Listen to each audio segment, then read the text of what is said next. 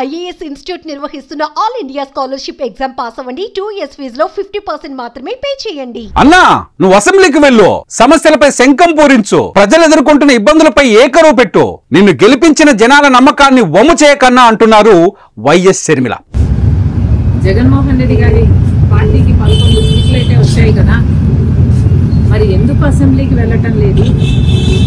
ముఖ్యమంత్రిగా పనిచేసిన నీవు రాష్ట్రం పట్ల బాధ్యతను విస్మరించకు.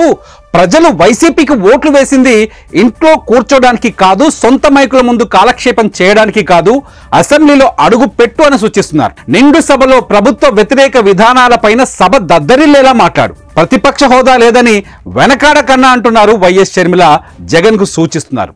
ఆ 11 సీట్లు కూడా మీరు గెలిచిన ఎమ్మెల్యేలుగా ఉండి, మీరు ఎమ్మెల్యేలుగా అసెంబ్లీకి వెళ్ళకపోతే మీరు ఎందుకు గెలిచారో ఆలోచన చేయండి. 11 మంది ఎమ్మెల్యేలు ఉన్నా మీరు ప్రజాపక్షం అనిపించుకునేలా ముందుకు వెళ్ళాలి. అసెంబ్లీకి వెళ్ళకపోతే నీకు నాకు తేడా ఏముందన్నా? వైసీపీకి 38% ఓటింగ్ వచ్చినా, కాంగ్రెస్ కు 1.7% ఓటింగ్ వచ్చినా కాంగ్రెస్ పార్టీ వైసీపీ అప్పుడు ఒకటే అవుతుంది అంటూ అసెంబ్లీకి తన సోదరుడు వెళ్లాలంటూ రక్తం పంచుకొని పుట్టిన చెల్లెలు షర్మిల విజ్ఞప్తుల మీద విజ్ఞప్తులు చేస్తున్నారు. షర్మిల రిక్వెస్ట్ డీటెయిల్స్ ఒకసారి చూద్దాం. మాకు ఎక్కువ ఓట్లు రాలేదంటున్నారు, సరే మీకు 38% ఓట్లు వచ్చాయి, మరి వచ్చి కూడా మీరేం చేస్తున్నారు? 11 సీట్లు గెలిచి కూడా మీరేం చేస్తున్నారు? మీకు మాకు ఏమిటి తేడా? మాకు ఓట్లు రాలేదు కాబట్టి మేము అసెంబ్లీకి వెళ్ళలేదు. మీకు ఓట్లు వచ్చినా 11 సీట్లు గెలిపించినా జగన్మోహన్ రెడ్డి గారు అసెంబ్లీకి వెళ్ళకపోతే మాకు ఆయనకు ఏముండేరు? ఆడలేక మధ్యలో ఓడు అన్నట్టు జగనన్న తీరుందని తోడబుట్టిన చెల్లెలే విమర్శలు గుప్పిస్తోంది. కూటమి ప్రభుత్వం అసెంబ్లీలో ప్రవేశపెట్టిన బడ్జెట్ బాగోలేదని జగన్ కంటే ముందు స్పందించింది తానేనని చెప్పిన షర్మిల 38% ఓట్ షేర్ ఉన్నా అసెంబ్లీకి పోకుండా వైసీపీని ఒక ఇన్సిగ్నిఫికెంట్ పార్టీగా మార్చిందని సెటైర్ వేశారు. 1.7% ఓటు బ్యాంక్ ఉన్న కాంగ్రెస్ నేతల కామెంట్స్ ను పట్టించుకోనవసరం లేదని గతంలో షర్మిల కామెంట్స్ పై జగన్ చెప్పిన మాటలివి. They have 1.7% vote share. The Congress party has 1.7% vote share.